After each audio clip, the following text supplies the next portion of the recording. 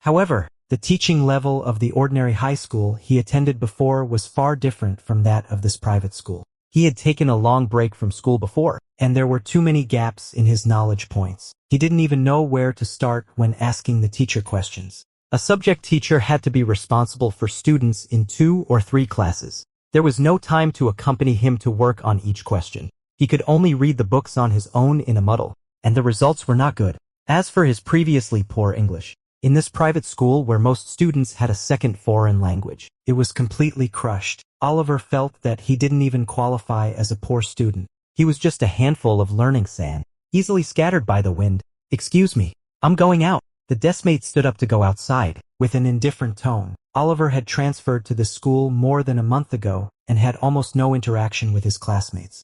Oliver was a solitary person. Several alpha young masters who showed kindness to him because of his good-looking face were all rebuffed gently. The classmates knew that he was difficult to get along with, so fewer people talked to him. He even stayed alone in a corner during physical education classes. His forehead was hot and sweaty, probably due to anxiety. There were red marks on his temples from being propped up by his palm. Fortunately, his hair covered them. Oliver casually threw the pen into the desk drawer, folded the paper leisurely, picked up his school bag and walked out, as if he never intended to do the questions and was just killing time during the evening self-study to satisfy his parents. The more pitiful he was, the more he was afraid of being pitted by others. Unable to finish the test paper, Oliver was in a restless mood, as if things weren't bad enough. He ran into a bunch of things at the racetrack that made his restlessness double. Last time, about half a month ago, he beat up a small fry at the racetrack who used dirty tricks to try to make him crash. He measured his actions well and didn't go too far. He didn't touch the 3,000 yuan bet that was supposed to be his. After all, he had beaten someone, so he considered it as medical expenses. According to his previous experience hanging around on the streets, this was called giving each other a way out. Anybody with a shred of dignity wouldn't pester him again. The problem was that the small fry had no dignity. After disappearing for half a month to recover from his injuries, the small fry led a few other small fries and tried to get revenge. Oliver remembered his cheap-looking yellow hair and recognized him at a glance. The yellow-haired guy was holding a steel pipe in his hand, and his vulgar curses could be heard from 2 streets away. At that time, Oliver had just finished a lap of racing. His body was steaming hot. His sports jacket was open, revealing the blue and white school uniform shirt inside. He looked clean and young. Racing had soothed his mood a bit. The knots in his chest had been blown away by the strong wind when he was speeding. Unfortunately, this good mood didn't last long. He straddled his heavy motorcycle and quietly looked at the group of people approaching in the distance. There were many of them, but they were obviously useless. They were either skinny guys like the yellow-haired one or fat guys with a false appearance of strength. They had layers of lard from too much beer and barbecue, looking good but being useless. Before the people got closer, Oliver took out a cigarette case and a lighter. He didn't have a smoking addiction. A pack of cigarettes could stay in his pocket until the box was wrinkled with only a few cigarettes gone. Only his smoking posture was very familiar. He tilted his head to the side, his thin eyelids drooping. He lifted the red, hot cigarette butt upwards, took a puff, and his delicate eyebrows and eyes like a porcelain painting were hidden behind the smoke. Only looking rascally. In a fight, the one with more momentum wins half the battle. That little bastard. The yellow-haired guy came closer, spat a mouthful of phlegm on the track, pointed at Oliver, and then started using such filthy words that they were unbearable to listen to. Oliver calmly glanced at the surveillance camera, finished half a cigarette, got off the motorcycle, crushed the cigarette butt, and a few sparks fell from his fingers. He rolled up his school uniform sleeves, showed no expression, and didn't say any harsh words. He simply said, "Come on." Several people rushed up cursing. The one in the front pushed Oliver on the shoulder and swung the steel pipe at him. Oliver deliberately let the guy push him hard within the surveillance range, then stepped aside, grabbed the guy's wrist with his 5 fingers, and twisted it skillfully. The guy shivered in pain, and the steel pipe fell to the ground. Oliver stomped on it to make it bounce up, caught it with a back hand, and swung it hard at the guy's knee. The guy staggered and fell to the ground, with a mouth full of blood. All these actions took only 2 or 3 seconds, and the other people didn't even react. Oliver weighed the steel pipe in his hand. It was the right weight and length. He nodded slightly at the blood-mouthed hooligan and said, "Thank you. Thank that person for being so considerate." When coming to cause trouble, they even prepared a weapon for him. He was not good at speaking, so he developed the skill of expressing sarcasm with the fewest words. The yellow-haired guy was stunned for a moment before reacting. His face was so angry that it was distorted. He waved his hand and led several hooligans to pounce on him. Police station. In the detention room, Oliver was sitting on the edge of the bed, rolling up an English book with his left hand and quietly memorizing words. He wasn't a regular at the police station, but he was by no means unfamiliar with it. Therefore, he stayed calmly and did what he should do. The hooligans who came to cause trouble tonight had weapons in their hands. They were so arrogant and eye-catching that someone called the police before the fight even started. After Oliver carefully beat them up one by one, the police car arrived. The police checked his ID and found that he was still in high school. They said they would notify his family and school. Oliver really didn't want to meet Henry, so he hesitantly reported Mateo's phone number. Not long after reporting the phone number, the door of the detention room was pushed open. Oliver thought it was Mateo. He looked up without much guard, but was startled by James' tall and straight figure at the door. James had a coat draped over his forearm. His suit vest and black shirt hugged his full, contoured pectoral muscles and a strong waist. The collar of his shirt was open, and his hair was uncombed. There was an air of mystery on his handsome face. He seemed to be smiling, but there was no curve on his lips. He first examined Oliver from head to toe. Seeing that he was indeed uninjured and even his school uniform was neat, he then said, "You can go home." Oliver put away his English book, kept a distance from James, and slowly walked out of the small room. There was an auxiliary police officer and a shrewd-looking man in a suit standing in the corridor. He looked like a lawyer. James nodded at him, and he went downstairs with the auxiliary police officer in charge of guarding first. "Did you have dinner tonight?" James asked calmly. No." Oliver paused for a moment, afraid of being cared about. He quickly added, "I'm not hungry." "Even if you're not hungry, you can't keep your stomach empty all the time. Go back and have a simple meal," James said gently. Oliver was absent-minded and didn't respond to this. After a moment of silence, he clenched his fist and summoned up the courage to ask, "How much medical expenses did you pay?" "I'll pay you back." According to Oliver's experience, for a fight like this, being released so quickly definitely meant accepting mediation and compensating the other party with money. Those amounts of money meant nothing to James, but he had to take responsibility for his own actions. "You don't need to pay back." There was no one in the corridor. James stopped and turned around to look back. Oliver was only half a head shorter than him. Among omegas, he was quite tall. However, he was thin, built, and hidden in the loose sportswear, looking even smaller. His fingers holding the strap were as delicate as scallions. Unexpectedly, he could beat people steadily and fiercely. "Why? Don't I need to compensate?" Oliver asked further. "Based on the surveillance footage and the injury report, it's presumed that you acted in self-defense," James explained in full. "However, their problems of armed brawling and causing trouble are quite serious. The charge of causing trouble is enough for those guys to deal with for a while."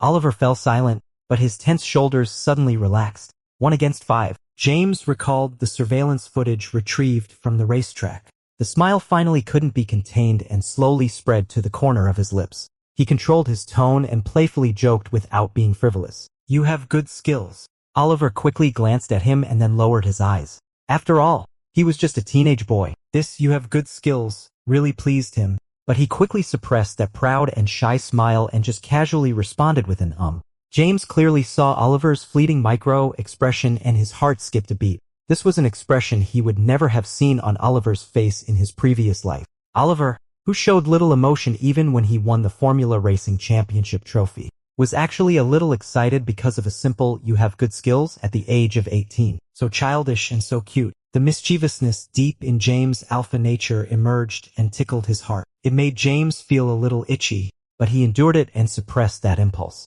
Instead of teasing Oliver recklessly, he just gently said, "Let's go." The two left the police station. James had left home in a hurry and didn't arrange a separate car, so he gentlemanly walked to the front and sat in the passenger seat. 20 minutes later, the car drove back to the Hoare residence. Oliver got out of the car and tried hard to hide his unnatural gait. He entered the house and sat on the shoe-changing bench at the entrance. Just as he took off his sneakers, James called him. "What's wrong with your foot?"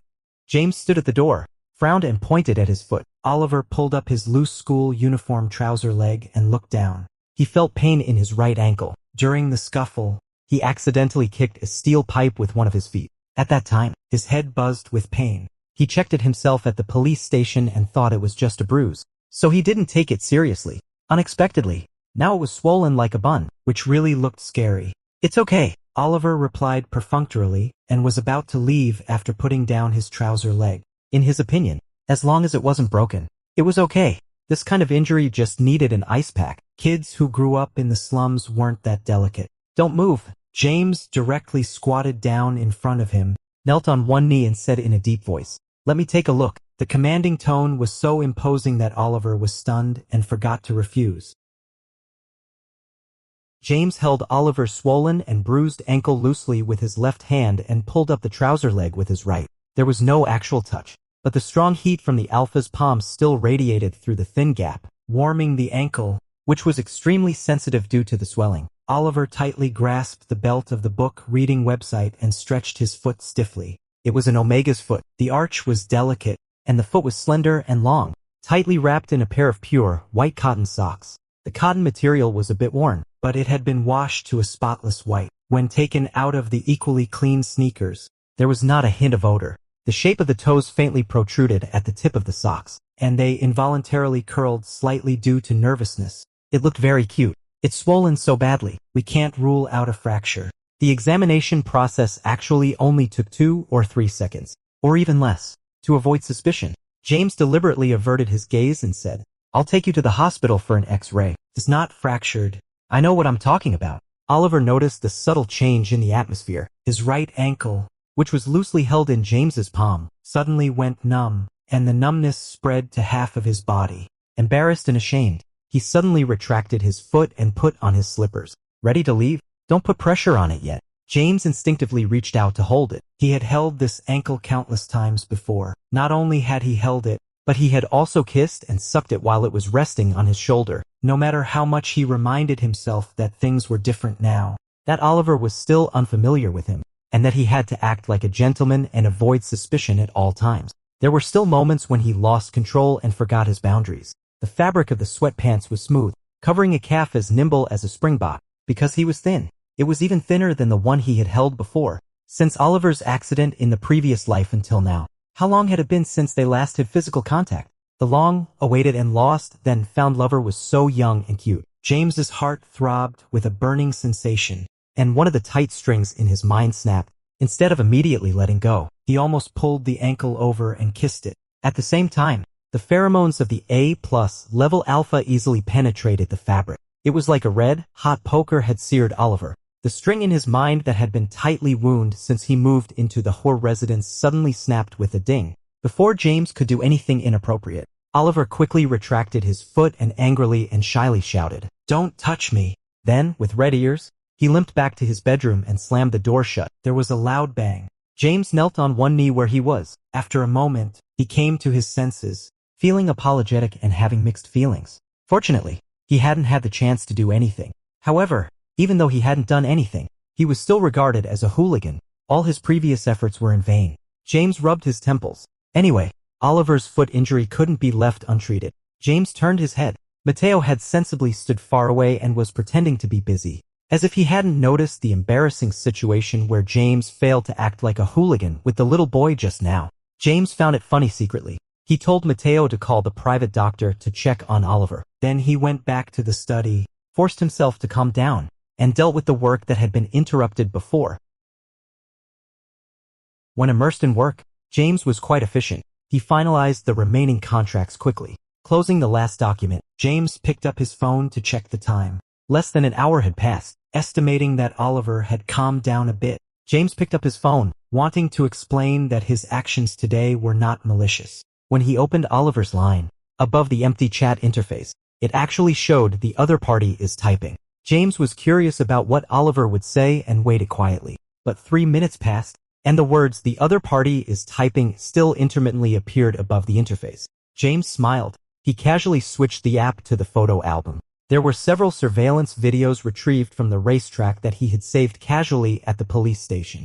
The earliest video had nothing to do with this fight. In the surveillance video, Oliver had just finished a drag race with another driver. He was straddling a rugged-looking heavy motorcycle in his school uniform. He took off his helmet and shook his messy black hair like a fledgling. With a kind of affected maturity and greenness, he took a stack of banknotes from the defeated driver and stuffed them into his pocket. The following videos were of Oliver fighting 5 people alone without a scratch. James watched those surveillance videos several times, with a smile on his lips. This was the Oliver that he hadn't known in his previous life. Beneath that cold and fragile porcelain beauty was a young man like a white poplar. He simply couldn't get enough of looking at him. When he switched back to the line interface, the chat box was still empty. The other party is typing. There was a pause of a few seconds, probably for choosing the right words. The other party is typing.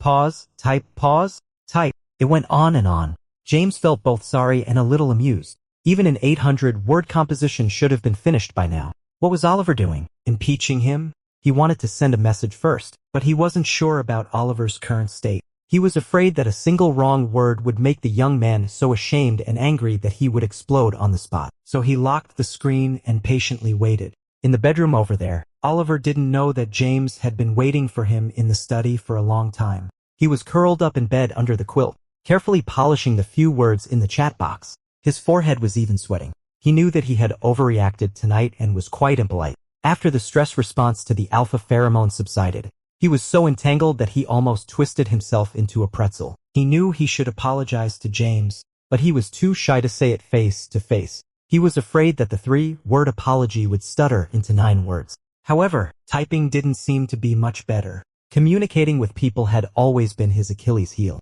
Oliver typed a lot of words and then deleted a lot of words. After dawdling for a long time, he finally closed his eyes and sent the message exhausted. Oliver, I'm sorry about what happened today. I didn't mean to yell at you. James, who was ready to be impeached, was stunned when he saw that solitary line of words. Then he slightly curled his lips and typed a reply. James, it doesn't matter. I was careless first. I also want to say sorry to you. It was extremely hypocritical. Did you let the doctor check your foot? Oliver let out a sigh of relief. Oliver, yes, it's been treated. James, okay, go to bed early. There was silence over there. Probably he was still frantically thinking about the wording. After a while, the message alert sounded with a ding. Oliver, yes, calm and composed. Somehow, James suddenly thought of the birds swimming on the lake. They were also like this, calm on the surface, but their little paws were paddling desperately underwater. He smiled faintly and put down his phone. I wonder what those words were that he deleted and revised but never sent out with those little paws. The police station incident somewhat increased Oliver's trust in James. He's not stupid and has plenty of experience. For ordinary hooligans seeking revenge and brawling, once they're in the police station, it's usually just about paying compensation and mediation. To be able to deal with those guys on the charge of causing trouble deliberately, James must have played a role in it. However, the subsequent misunderstanding and turmoil didn't lead to an obvious improvement in their relationship. James always behaved gently and gracefully. The problem was that Oliver had a thin skin and was overly concerned about his cool guy image. Even after apologizing, he couldn't help but feel extremely embarrassed and his scalp tingle when he recalled those scenes. Because of this, he was extra cautious about staggering his daily routine with James. As a result, early this morning, as soon as he stepped into the dining room, he immediately sensed something was wrong. James, who was supposed to get up half an hour later than him, was sitting at the table having coffee. Not only did he get up early, but he was also neatly dressed in a well-tailored navy blue suit. Half an inch of glaring white peeked out from the cuffs, and his fingers were idly playing with the pearl cufflinks, as if he had deliberately come here to block his way. Oliver was stunned for a moment and quietly took a step back, trying to slip away. Good morning. James looked up, his gaze directly fixed on him. Have breakfast before you leave. Good morning. Oliver stopped in his tracks and said reluctantly, I know. He moved to sit diagonally across from James and vaguely sensed something, his nostrils flaring slightly. A faint smell of tequila permeated around James, which was a trace amount of pheromone escaping from the barrier patch. Oliver had already become somewhat familiar and accustomed to this spirit-like scent, but he wondered if it was just his imagination.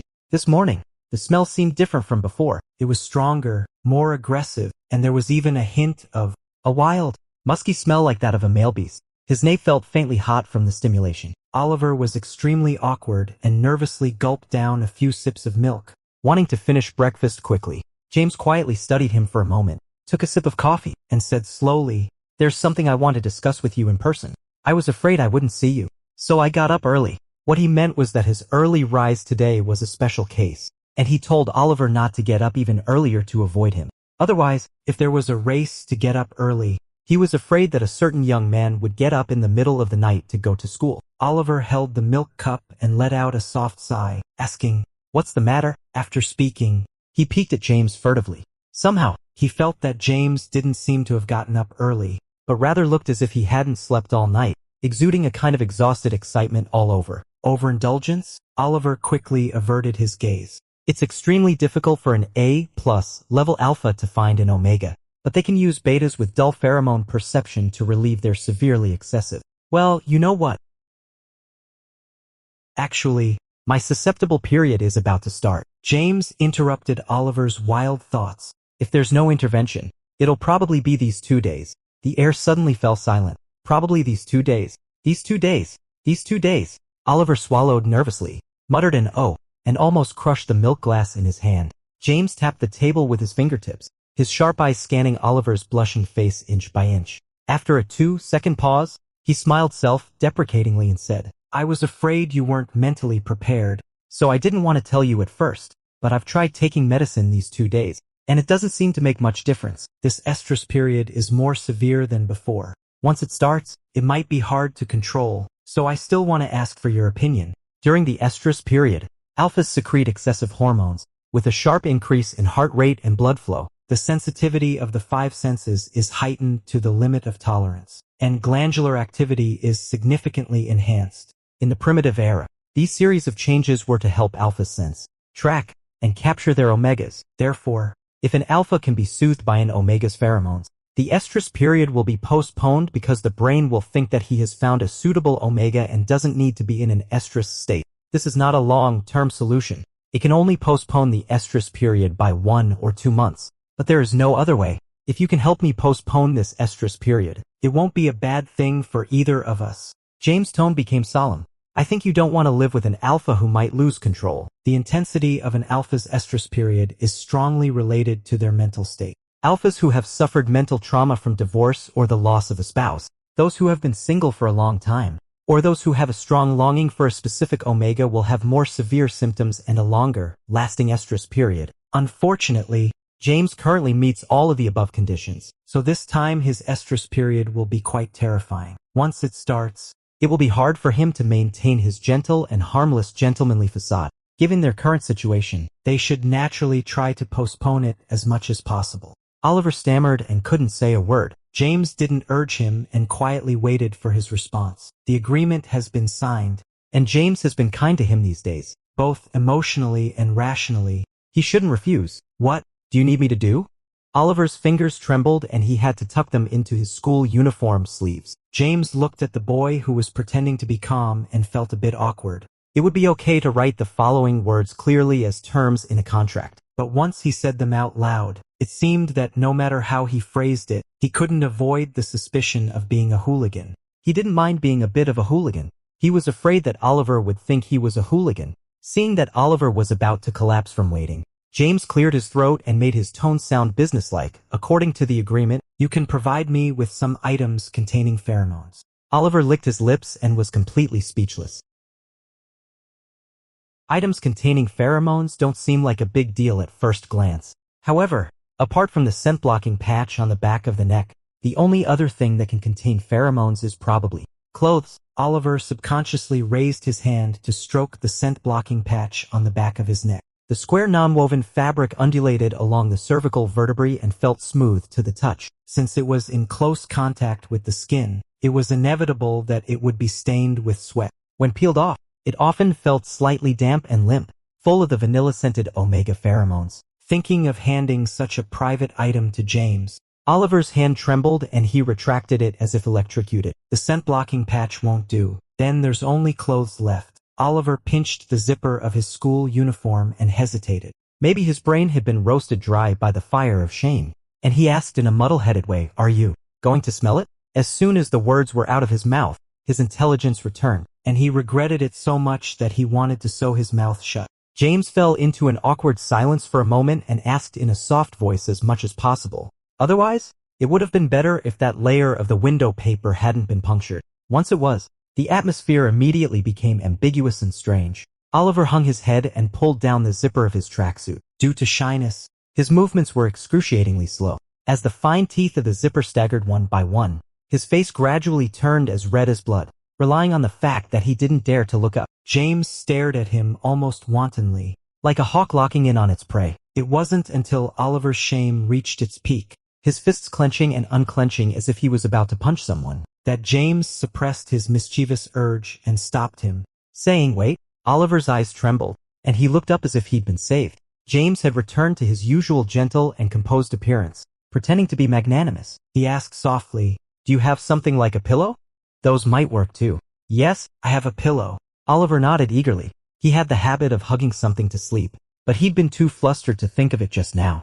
Afraid that James would change his mind, he rushed back to his bedroom to get the pillow and handed it over, keeping his eyes downcast the whole time and not daring to look at James's face. He thought he'd gotten through this ordeal, but just as he was about to leave, James called him back and tactfully told him to come back early after school. After all, a pillow can only absorb so much pheromone. In the evening, he still needs Oliver's help. Oliver was so ashamed that he felt dizzy and hardly remembered in what posture he moved out of the gate of the Whore residence. This morning was so tough. If James were as bad as he had imagined before, attempting to do something improper under the pretext of treatment, the situation would have become simpler, because he is not afraid of confronting others head on. It's just that James is really upright, restrained, polite, and strictly abides by the rules. The more he is like this, the more at a loss Oliver becomes. His emotions are pent up with no outlet, making him blush from head to toe. He was in a daze all day. Before he knew it, it was the end of the evening self-study, and he had to go back. In the inner courtyard of the Whore residence, Oliver carried his school bag diagonally across his body and paced around on the tree-lined path. He has to treat James. It was agreed this morning. However, in his psychological perception, he is still an alpha, and being sniffed at the gland on the back of his neck by another alpha. Oliver was so embarrassed that he punched a tree.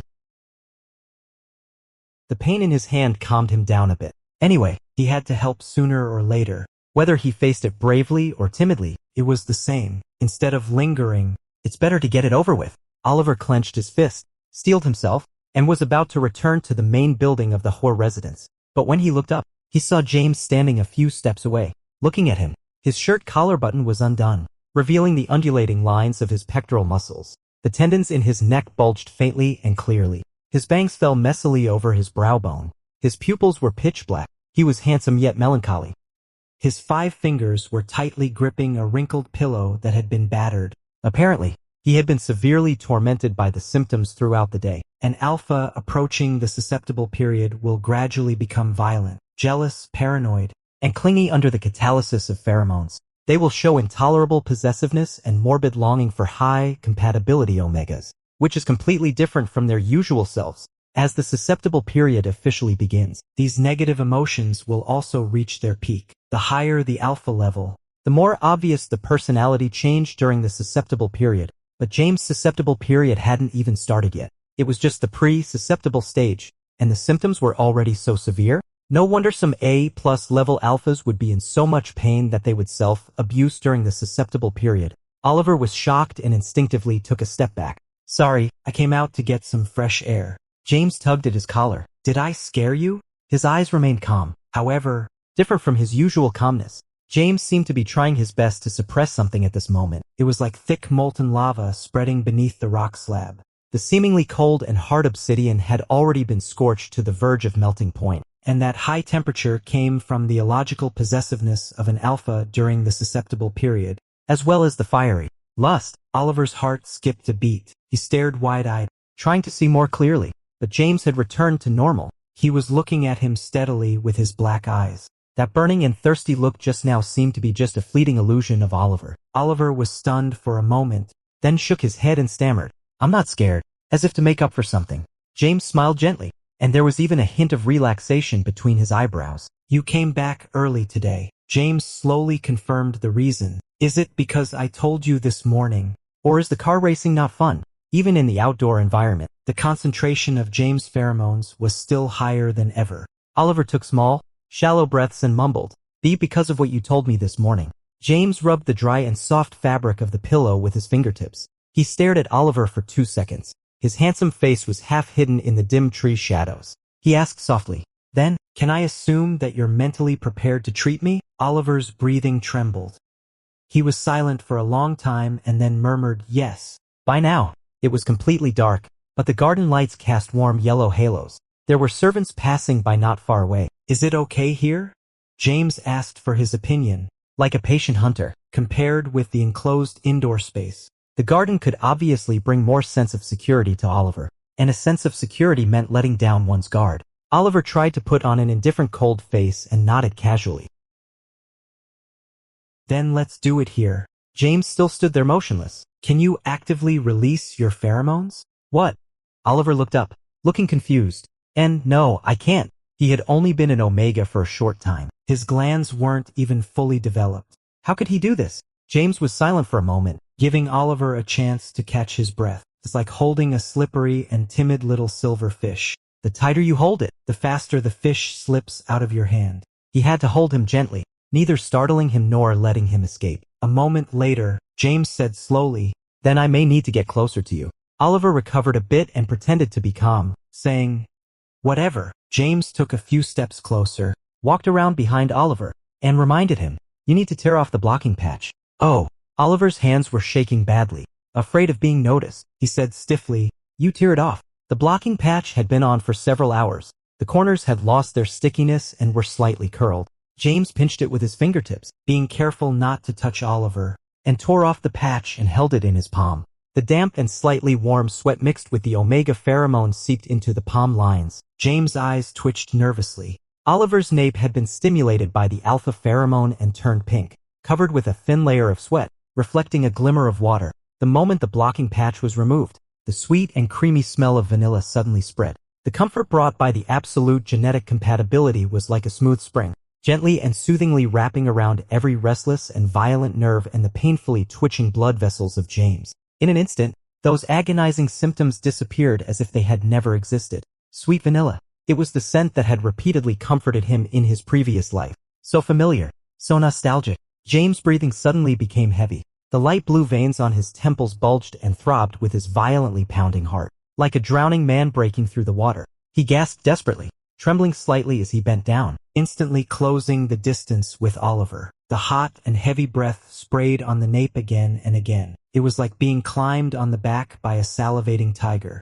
Whether he would be devoured and eaten up entirely depended on whether the hungry tiger still had a conscience. A numbness shot up from Oliver's spine to the top of his head. His skin was stung and itchy by the highly invasive A+ level pheromone. All the hairs on his body stood on end, making him look like a defensive hedgehog. Wait, Oliver couldn't hold on anymore. He took a step forward to avoid it and instinctively wanted to run. James tried his best to regain his senses and avoid scaring Oliver away. He stretched out his arms and pressed on the tree in front of Oliver, enclosing him in the air. His Adam's apple trembled, and his voice was hoarse. He almost shamelessly coaxed his innocent lover. "Don't be afraid. It's just treatment. Don't move."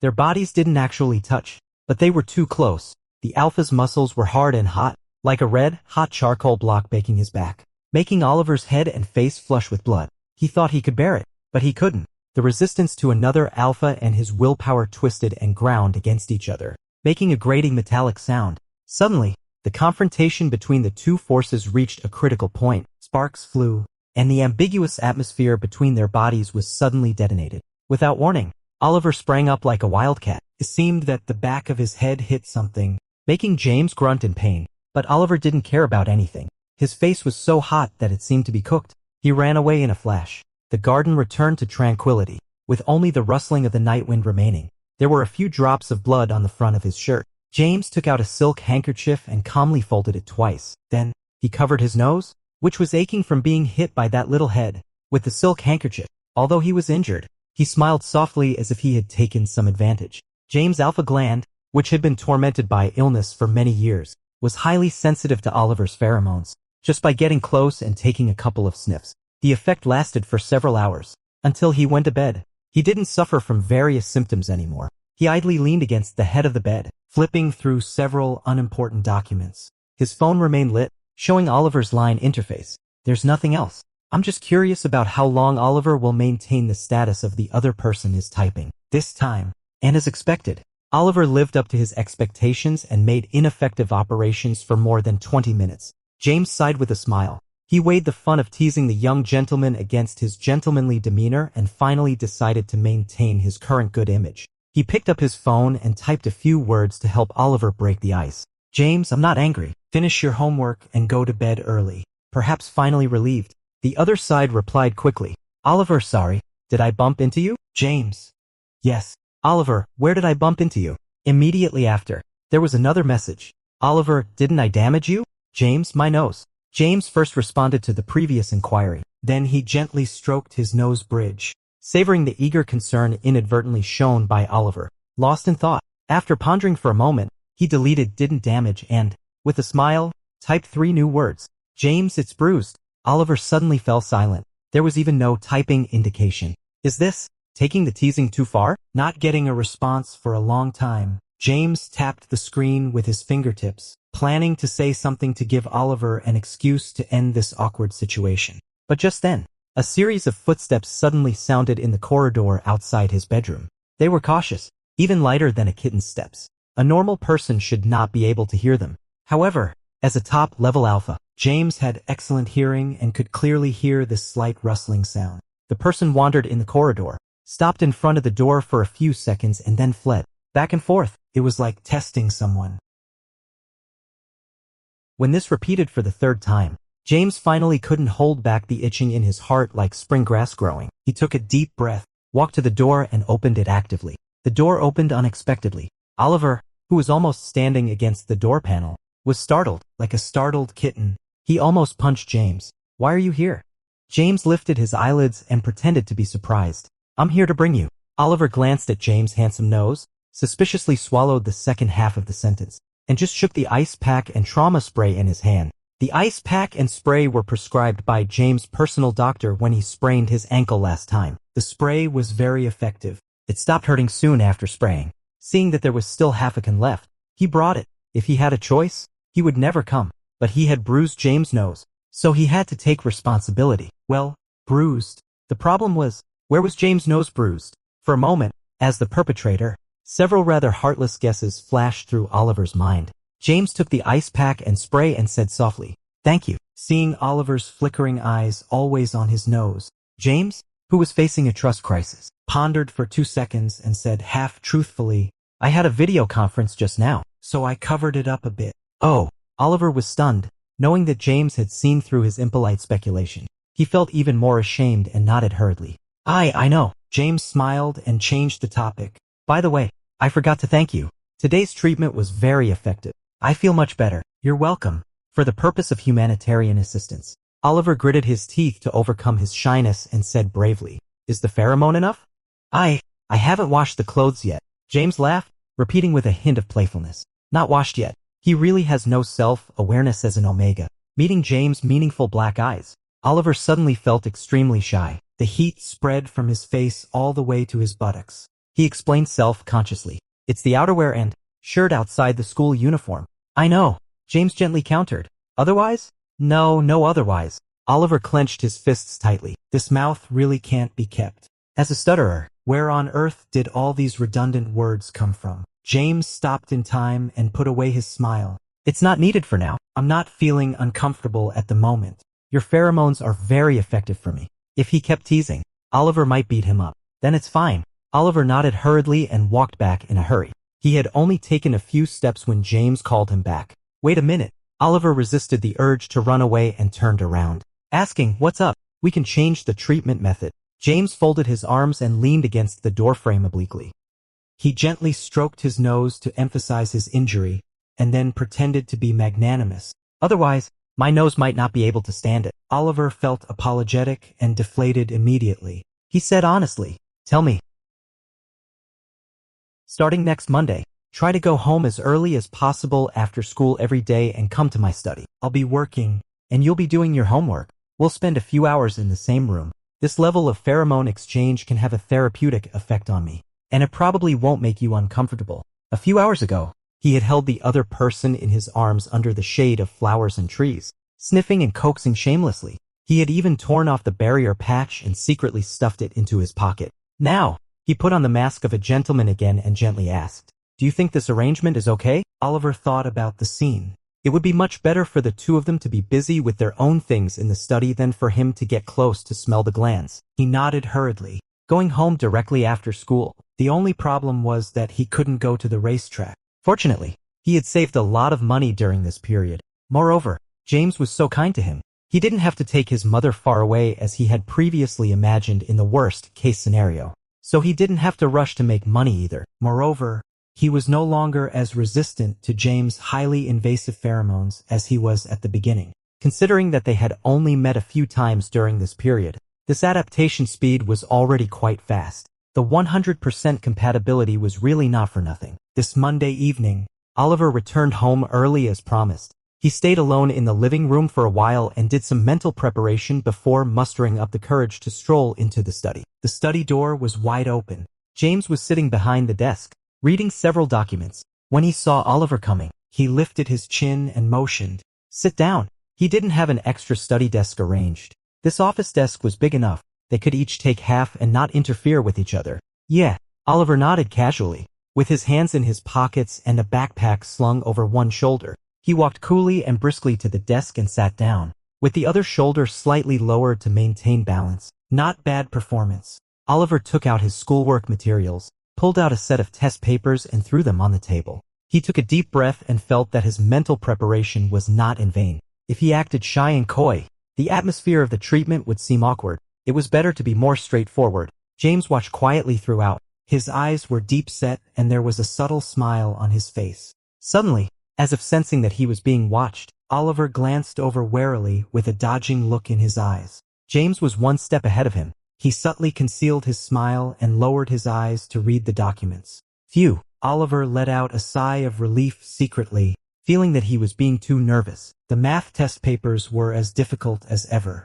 Oliver picked a few easy questions and did them first. Then he took out his phone, took pictures of the questions when James wasn't looking, and used a question searching app to look up the answers. He patiently studied the question analysis. The analysis provided by the app was not detailed enough and the questions were very difficult. Oliver got stuck on a key step and couldn't understand it. He was reluctant to copy the answers directly and was so anxious that a few tiny beads of sweat appeared on his nose. Just as he was in a dilemma, James' deep voice suddenly sounded above his head. "What are you doing?" He didn't know when James had walked over or how long he had been standing beside him.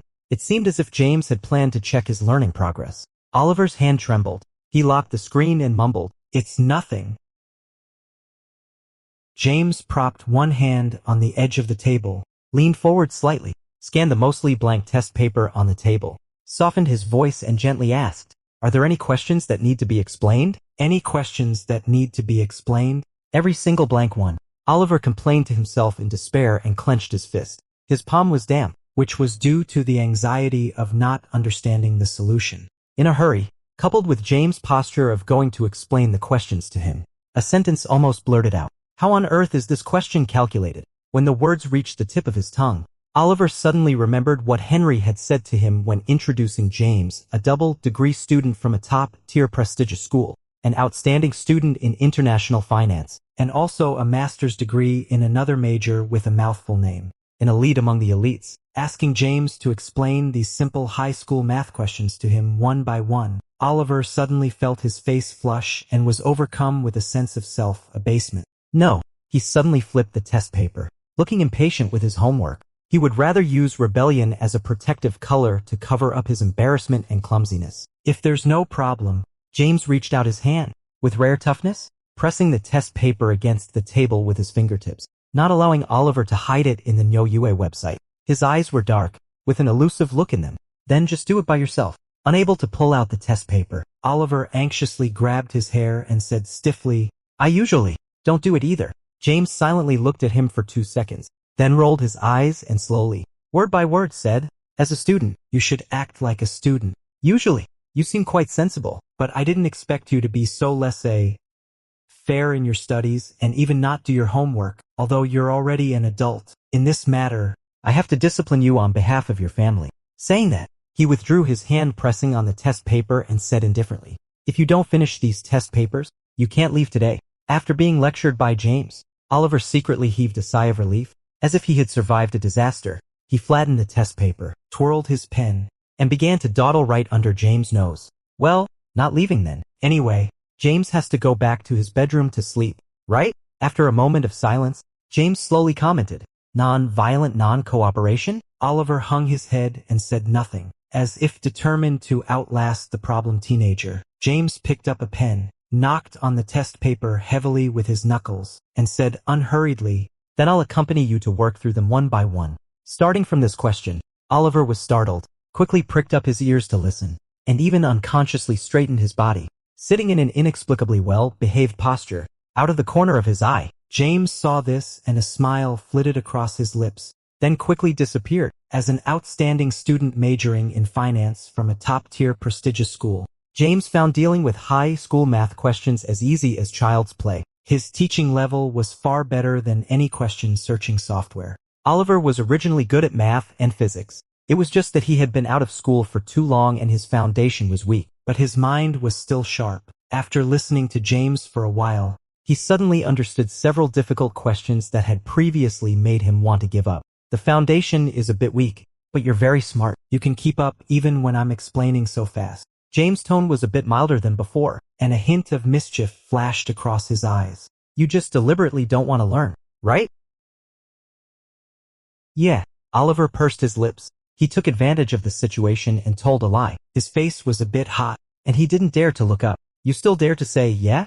Relying on the fact that Oliver didn't dare to look at him, James slightly curled his lips, but his voice was serious as he earnestly educated the boy. Oliver listened with his head down. As he listened, doubts gradually arose in his heart. His thin and delicate eyelids trembled slightly. He glanced at James furtively and then quickly looked away. Somehow, he vaguely felt that James was doing it on purpose. He knew that his character flaw was that he had difficulty accepting others' kindness and tenderness openly, which would make him feel embarrassed and uneasy. He would feel more at ease if others were stricter with him. And James' performance tonight was unnaturally perfect. Every word was soothing, as if he had seen through him and did it on purpose to make him accept the help without worry. But was that possible? It's too self-indulgent. Why would he do that? Oliver rationally straightened his thoughts. Leaning against the table, James lowered his eyes and watched Oliver's ever-changing micro-expressions with amusement. Suppressing his smile, he said in a deep voice, "You've been secretly glaring at me. What, are you blaming me for scolding you and not convinced?" Teasing the young master was really endless fun and hard to stop. "No." Caught in the act, Oliver quickly stared back at the test paper. "It's not glaring." James lectured him a few more times, like a rebellious kid who was annoyed by the nagging and compromised for a moment of peace. Oliver promised James that he would try his best to improve his homework completion rate in the future and ask him if he didn't understand. Having achieved his goal and with only the last question left on the test paper, James stopped talking. He pointed at the question with his pen and said, "Continue." His actions tonight were not so much giving Oliver a way out as improvising to build a ladder for him. Failing the college entrance examination had always been Oliver's regret in his previous life, perhaps affected by Sophia's serious illness. Oliver once wanted to apply to a certain medical school. Unfortunately, he encountered too many setbacks in his senior year of high school, and his grades never improved. Later, a series of events also didn't allow him to repeat the senior year. Later, he raced at the racetrack to make a living and never gave up self-study. But unfortunately, he also failed the adult college entrance examination. James wanted to make up for his regret with his own hands. He hopes that Oliver has the right to make choices. At the end of the test paper was a big question with 3 sub-questions, which would take at least 10 minutes to explain. James had been standing on one hand on the desktop for a while. No matter how good his physical strength was, he felt a bit tired. He read the question, casually pulled over a swivel chair, and sat next to Oliver, with his sitting down. The distance between the two suddenly got a bit closer.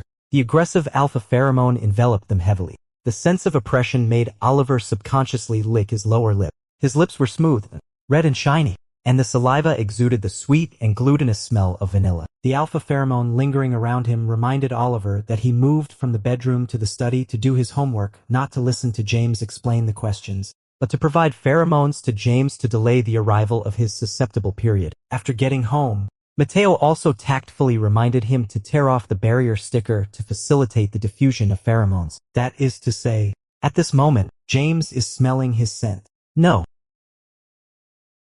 How could such a normal treatment be thought of like this? Oliver couldn't control his thoughts. The more he thought, the more awkward he felt. as if he wanted to rub his sore neck. He covered the back of his neck with his hand and glanced at James. Sure enough, James looked completely absorbed, and his profile was extremely handsome because of his concentration. It was obvious that he wasn't daydreaming.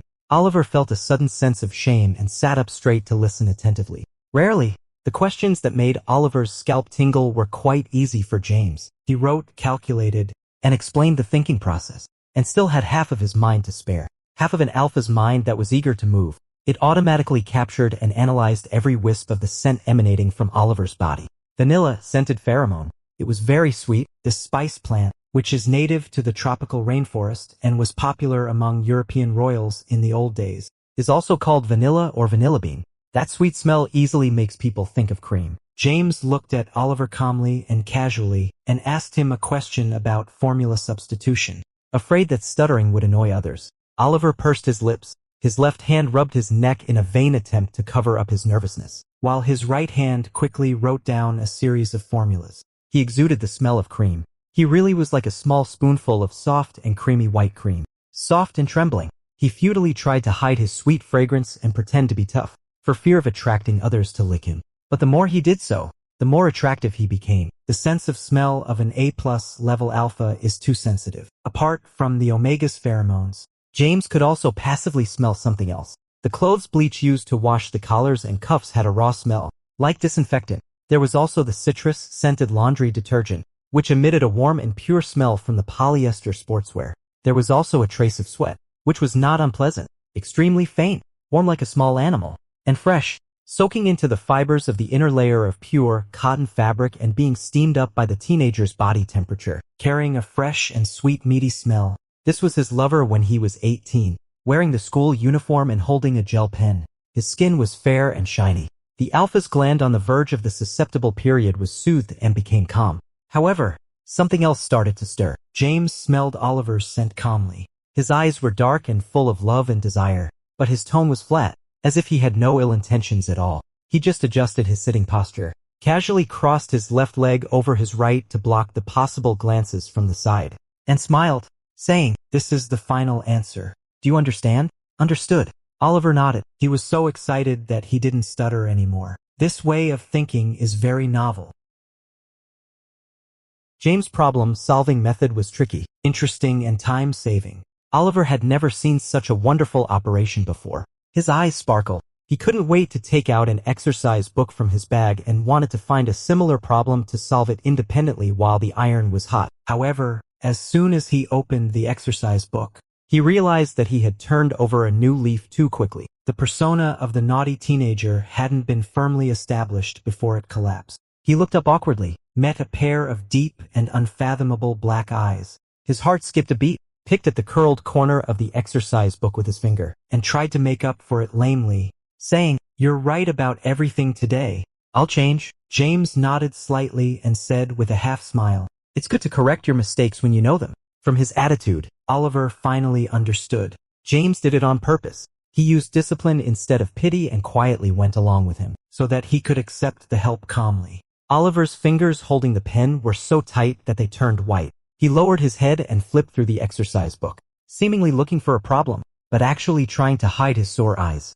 Mr. James is really a very, very good person. Oliver flipped through the exercise book, found a few types of questions that James had explained, and did them independently. After doing some questions, his emotions finally calmed down.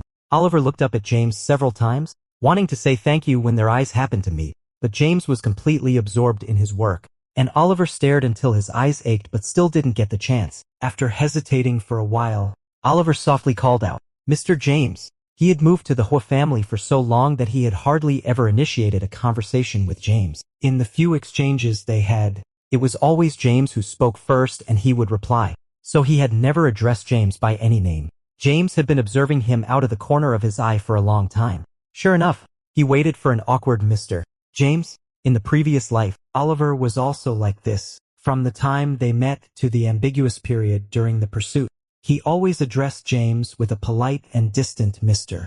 James. After their relationship became more familiar, he finally gave in to James and called him by his first name, but refused to call him anything else. When he was really teased, he would blush like a spring peach, hang his head, and nervously clutch his fingertips without saying a word. After many times, James knew that he really couldn't bring himself to call him other names. It was not only because of his personality but also due to language barriers. So James didn't have the heart to tease him like that anymore. James pondered for a moment, put down the documents, leaned lazily against the chair, tapped the table with his fingertips, and didn't respond to the Mr. James. Instead, he changed the topic and said leisurely, "This seems to be the first time you've called me." "Really?" Oliver felt uncomfortable. James said in a nonchalant tone, "Why are you being so formal? I thought you were going to talk business with me." Oliver fell silent, hanging his head with a look of shame. After all, they were in a marital relationship and lived under the same roof. Such a formal address clearly showed that he was keeping a distance from James. He felt that James was a little unhappy, but he really didn't know how to address him. Next time, James pondered his expression, a smile rising in his eyes as he tentatively said, "Call him Uncle Hua." There was a 12-year age difference between them. One was a member of society and the other was a student. Moreover, the elders of the Hua and Chu families were of the same generation, so calling him uncle was indeed reasonable, and the key was that James had always been longing for this title. In some situations, it would have a miraculous effect. Hearing this, Oliver tightened his jawline, straightened his mouth, and his whole body exuded an awkward aura of, "There won't be a next time." A few seconds later, he turned his face away and let out an extremely soft hum. During this period, Oliver had melted the cold and aloof outer shell, and it turned out that the little one hidden inside was so well behaved and soft. James withdrew his gaze. As if nothing had happened, he calmly scanned the documents. Only the corners of his lips slightly curled up imperceptibly. He deliberately didn't ask what Oliver wanted from him just now. 5 minutes later, as expected, Oliver rallied his courage and stammered, "Uncle Hua." James smiled and let out a low syllable from his nose. Strictly speaking, a boy of 17 or 18 is already past the age of using the reduplicated form of Uncle So-and-so. He thought that with Oliver's awkward personality, he would definitely try to make the address sound more forced. Unexpectedly, he said it exactly as it was, with a clear, youthful voice, tinged with annoyance and shame, yet so obedient, softly calling uncle. James sighed inwardly. "It's really killing me. Thank you for your hard work today, explaining so many questions to me." Oliver had prepared what to say and blurted it out in one breath. "You're welcome." James composed himself, closed one document and opened another. "Just come and ask whenever you have questions." Oliver looked at the thick stack of documents beside him. "You're very busy with your work, aren't you?"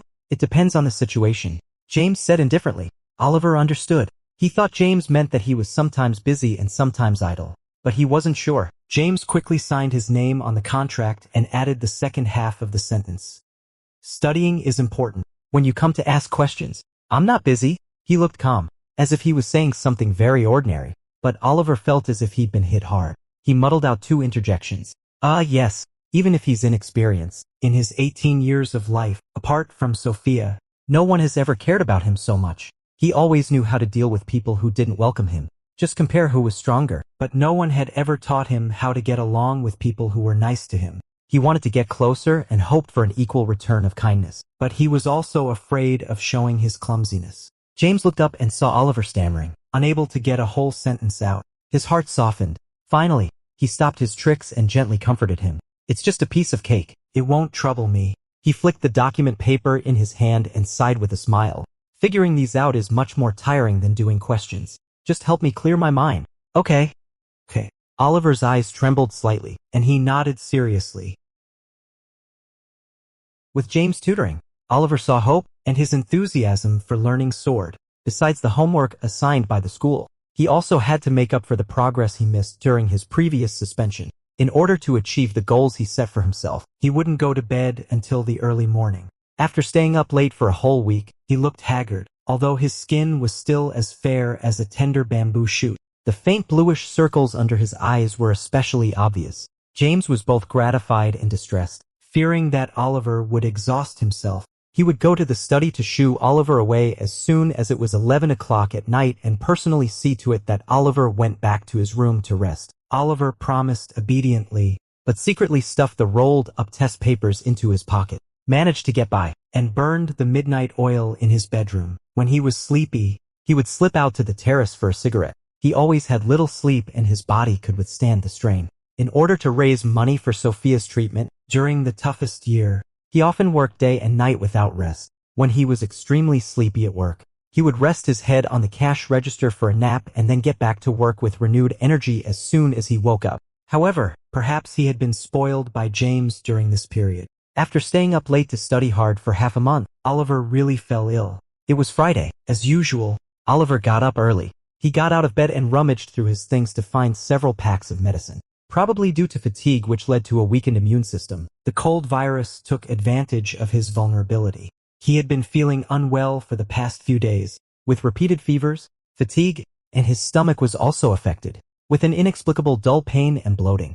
Oliver dug out the pills, gathered a small handful in his palm, and swallowed them all at once. Anti-inflammatory, antiviral, fever-reducing and pain-relieving. This kind of rough medication habit was formed by him in the past 2 years. When he had several part-time jobs a day, he didn't have time to go to the hospital when he had a headache or a fever, so he simply took a wide-spectrum approach, taking all the possible symptomatic medicines to get well earlier and avoid delaying work. Different from before, this cold was quite stubborn. Oliver didn't get better after taking medicine for 2 days. He couldn't bear the discomfort anymore. He looked sickly at breakfast, and finally his condition was noticed. "Is Mr. Oliver not feeling well?" Matteo asked with concern. "It's okay." Oliver endured the nausea, took a mouthful of porridge, and forced it down. "It's just a bit of a fever." Matteo looked at his flushed face and thought it wasn't a mild fever. So he suggested, "Let me tell Mr. James for you. Let the gentleman ask you for a half-day leave and call a doctor to come and have a look. What do you think?" "No, it's no trouble. Thank you." Oliver got up and left the table. He was afraid that if James knew, he would be even stricter about making him go to sleep. But he really wanted to catch up with the school progress as soon as possible. As it turned out, Matteo passed the message very quickly. As soon as Oliver arrived at school, James called him to confirm if he was really okay. "I'm really fine. I've taken medicine." Oliver walked out of the classroom and spoke into his phone with his hand cupped around it in the corridor. His voice was unusually soft because he was listless from the fever. "What kind of medicine?" James pressed, to reassure the other person. Oliver stammered out a long list of medicine names. James was silent for a moment, took a deep breath, and then said, "Don't you know that taking an excessive amount of cold medicine can cause damage to the liver and kidneys?" Oliver was slightly stunned. He really didn't know. What liver and kidney damage? He'd never even heard of it. All he knew was that he'd get better faster that way. James sighed softly and asked, "What's your body temperature?" "I didn't take my temperature." Oliver sensed that James was unhappy and quickly said, "It must be a low-grade fever." Although he said it was a low-grade fever, in fact, he had no concept of fever temperatures. Anyway, as long as he wasn't lying down from the fever, he always considered it a low-grade fever. A low-grade fever. James knew that Oliver's definition of low-grade fever was different from the norm. Frowning, he instructed, "Go to the school infirmary to take your temperature. Take a photo of the thermometer after you're done and send it to me. If you have a serious fever, I'll come and pick you up." "Really? There's no need." Oliver licked his lips. "There are all major subjects this morning. I want to stay at school and attend classes." James rarely interrupted him. His tone was cold and his voice was very low. "Do you want me to come and take your temperature myself?" Oliver was slightly stunned. It was the first time he'd heard James speak to him in such a tone after getting along for so long. Somehow, his heart skipped a beat. He hurriedly said, No need. I'll take my temperature myself." He dragged his feet towards the school infirmary. His head was dizzy from the fever, and the dull pain in his lower abdomen made his legs feel weak. The symptoms were actually worse than before he took the medicine in the morning. He asked the school doctor for an electronic thermometer, sat down on the edge of the bed to take his temperature, and absent-mindedly fiddled with his phone in his hand. When his fingertips swiped across the 3 characters Uncle Hua in the call log, an indescribable feeling suddenly welled up in his heart. It was probably warm and cozy. He felt as if he'd shrunk into a tiny ball, gently held in a pair of warm hands, a completely unfamiliar feeling. At this time, the electronic thermometer beeped. 39.5 degrees Celsius. His heart was warmed by that feeling of warmth. Oliver pursed his lips and hesitated for a moment. Finally, he didn't put on a brave front and honestly took a photo and sent it to James. In just 2 or 3 seconds, the reply from the other side came very quickly. "James, wait for me." After a while, afraid that Oliver would act tough on his own, James sent 2 more messages. "James, I'll take you to the hospital now. I can make up for the missed classes for you. James, be a good boy. It was actually in a coaxing tone. Oliver was stunned. He is a boy. What does it mean by being a good boy or not? He was so flustered by the coaxing that he covered his face with one hand, afraid that the school doctor would see him. The skin showing through his fingers was already bright red. James arrived very quickly. When Oliver was led away from the school infirmary by him, the morning self-study hadn't ended yet. The one who accompanied Oliver to see the doctor was an Emma from James's side. She was a middle-aged female beta with a kind-looking face. With such an identity, it was convenient for her to accompany an Omega to see the doctor without having to avoid suspicion too much. The three of them went to a private hospital. There were few people and it was quiet, so there was no need to queue. Emma held Oliver's arm in a natural and generous manner. Oliver didn't have the extra strength to decline and followed her listlessly. She first accompanied Oliver to the internal medicine department. After several laboratory tests, she then went to the gland secretion department according to the doctor's advice. After the doctor completed a series of examinations and saw that Oliver was suffering badly, without saying much, he wrote out an infusion order and asked Oliver to get the drip started as soon as possible. Then he asked the family member to come into the consulting room for a talk. Emma went to the pharmacy, came back with a craft paper bag full of medicine, handed Oliver a cup of hot water, and stood by to comfort him, saying, "I asked when I passed by the consulting room. Mr. James said there was no big problem. Don't worry." Yes, Oliver was on the drip. He took the paper cup and said, "Thank you. It should be like this," Emma said gently. Oliver shifted the paper cup to the other hand, picked up the craft paper bag on the chair beside him, and said awkwardly, "Please sit down quickly. You've had a hard time today." "You're welcome." Emma sat down as she was told, with faint smile lines appearing at the corners of her eyes. She was temporarily sent by James to take care of the boy. She originally thought that a young master from a wealthy family in his teens would be very difficult to serve. Unexpectedly, he was such a nice, tempered boy. At first glance, he did look a bit cold, but after showing kindness to him, he became very easy to get along with. He was so well behaved and polite, it was obvious that the drip was effective. In just a short while, the abdominal pain had mostly subsided. Oliver sipped the hot water in small sips and casually took out a medicine box from the brown paper bag, lowering his eyes to read the instructions. Indications suitable for relieving symptoms such as fever and abdominal pain caused by the development of the Omega's reproductive cavity. Oliver, who was seriously lacking in Omega physiological knowledge, was stunned for a few seconds and rubbed his eyes in disbelief! What cavity? Reproductive what? Oliver knew that Omegas had that organ, but before his second differentiation, he had an alpha's body and never had it. He thought he just wouldn't grow it. Oliver's hand trembled and he crushed the medicine box. After James learned about the situation from the doctor and was about to return to the infusion room, he caught a glimpse of Oliver in the corner through the glass door, blushing like a little tomato. Presumably he had read the medicine instructions. His small face was as red as if it had been steamed. His eyes were nervous and confused, but he still pretended to be calm, propping his chin and holding a deformed medicine box in his hand. James stopped in his tracks and couldn't help but stare at him, his heart fluttering. When they met in the previous life, Oliver was 22 years old. By then, he had fully accepted his Omega identity. James hadn't been able to accompany him through this confusing and embarrassing transformation period.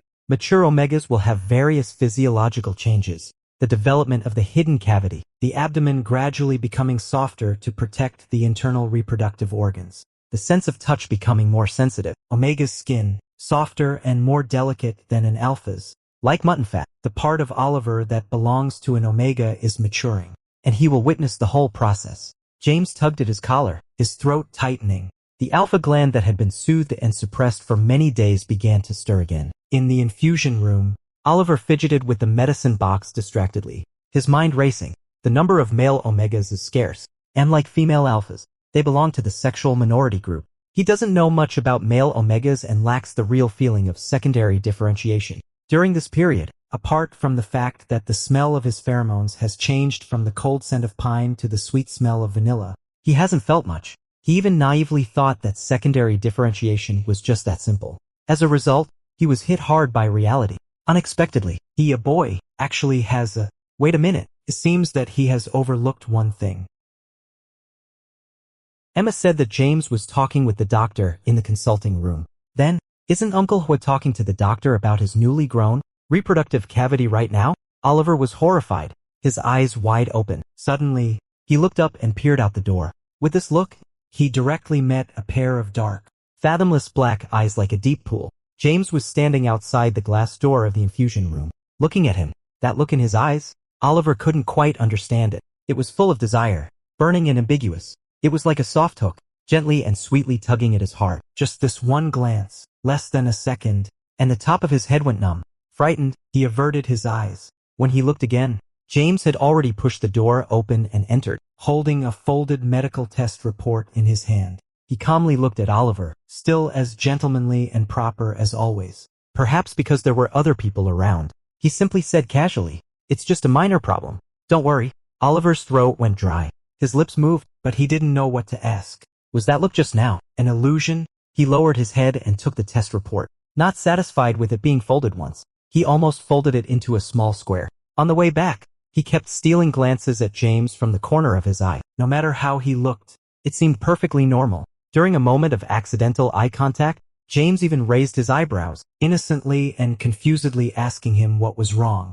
His expression didn't seem fake. Oliver could only stutter and wave his hands. After being caught several times like this, he didn't even dare to steal glances anymore. He stared straight ahead, behaving more properly than during military training. It must be nerves. He must have misseen. After sending the assistant back to the company, James led Oliver home. They walked into the study on the 3rd floor and closed the door. Then he tapped on the table and gently said, "Sit down. We need to have a talk."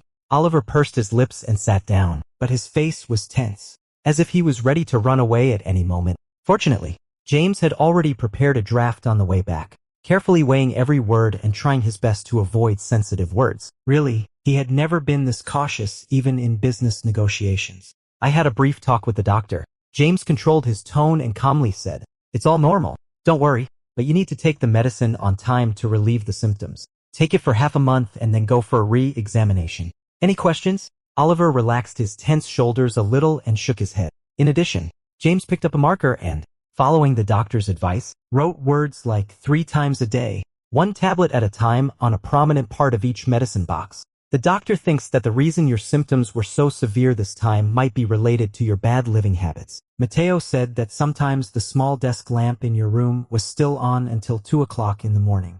You don't sleep when you go back to your room and secretly study. It's good to be motivated, but if you ruin your body and damage your eyes, how can you take the college entrance examination?" He slowly listed Oliver's crimes. Seeing Oliver stubbornly remaining silent, he lifted his eyelids and let out a low snort. "Ha, I understand, Uncle Hua," Oliver said reluctantly. "Will you still stay up late in the future?" James put several medicine boxes into a brown paper bag and handed it to Oliver, adding, "I'm afraid you'll take the medicine randomly, so I've marked it for you."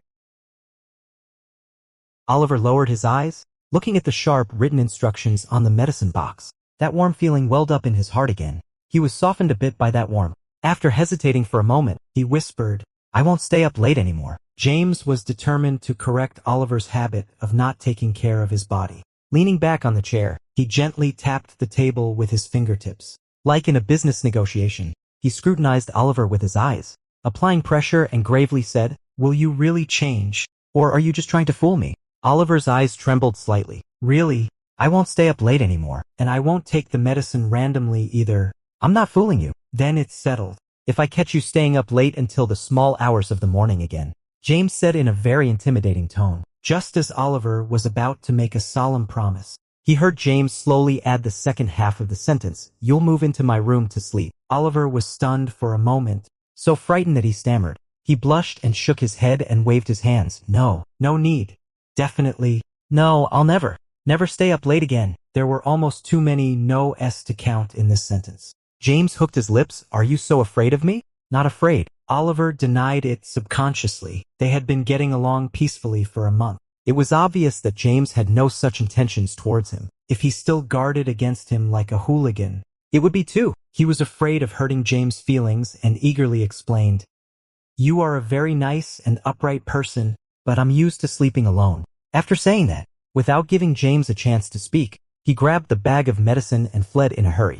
He looked as if there was a hooligan chasing him behind. As the so-called hooligan, James felt deeply apologetic on one hand, and on the other hand, He was surging with excitement as he recalled the little red ears hidden under the black hair. He scared him away with just a few words. He still had a whole lot of words that even he thought were too bold to say. According to his observation, Oliver's knowledge of Omega physiology was almost non-existent. Even the most careless Omega wouldn't be completely ignorant of the phenomenon of cavity growth pain. But Oliver was clearly like a blank sheet of paper. He had been in pain for 3 days and was still stupidly taking anti-inflammatory drugs. Unfortunately, due to objective factors, Omegas need to pay attention to the most problems in daily life. Knowing nothing, they are very likely to be hurt. Teaching sexual education to his innocent lover in person. Several hooligan thoughts flashed through James' mind, and he couldn't help raising the corners of his lips. He was more than willing. It's a pity that Oliver would be so ashamed that he might even run away directly.